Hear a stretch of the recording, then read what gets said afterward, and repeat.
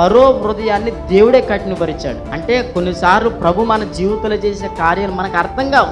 ఒకవేళ మోషేకి తెలియక అసలు మోషే ఏమంటాడు, ప్రభా అసలు కఠినపరుతుంది ఎందుకు, నన్ను పంపెత్తం ఎందుకు ప్రభా, నీకు అంత పని పాటలేదు అంటాడు.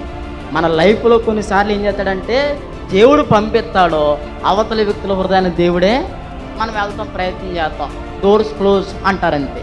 లోన్ ప్రయత్నం చేయి అంటాడు దేవుడు. సరే లోన్ ఇక్కడ ఖాతాలు అంటున్నట్టు వెళ్తాం, మీకు లోన్ అంటారు. ఆ క్లోజ్ చేసింది ఎవరో?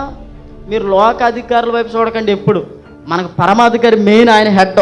ఆ హెడ్ మనసులో మీరు ఉన్నారంటే ఇక్కడ ఎవరి హెడ్ అని మారిపోవలసిందే. కొన్నిసార్లు నువ్వు ఈ ప్రయత్నం చేసేటట్టుగా చేసేది దేవుడే, అవతల వ్యక్తుల హృదయాలను కఠినం చేసేది కూడా నీకు అర్థం కాదు.